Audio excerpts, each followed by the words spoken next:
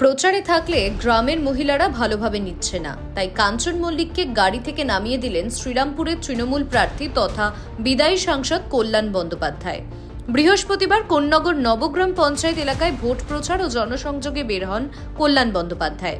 Konnagar station রোডে Trinamool party অফিসের সামনে থেকে শুরু হয় প্রচার। সেখানে কল্যাণ বন্দ্যোপাধ্যায়ের হুড খোলা গাড়িতে দেখা যায় কাঞ্চন মল্লিককে। পরে কল্যাণের দাবি, কাঞ্চনকে দেখলেই গ্রামের মহিলারা ভীষণ রিয়্যাক্ট করছেন।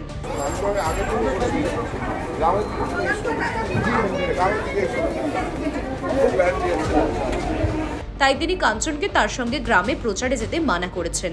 যদিও এ বিষয়ে কাঞ্চনের কোনো প্রতিক্রিয়া পাওয়া যায়নি।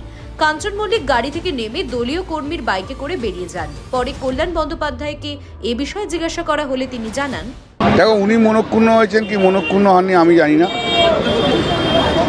এর আগেও ওনাকে নিয়ে প্রচারে আমি বেরিয়েছিলাম।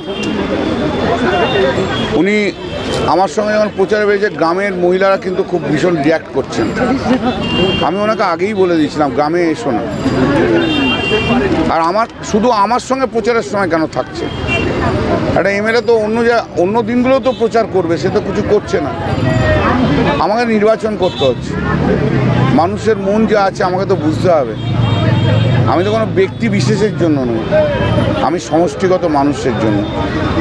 আমি কোনো সমষ্টিগত মানুষকে কষ্ট দিতে পারবো না, কোনো ব্যক্তি বিশেষের তাদের আনন্দ বা সুখের জন্য।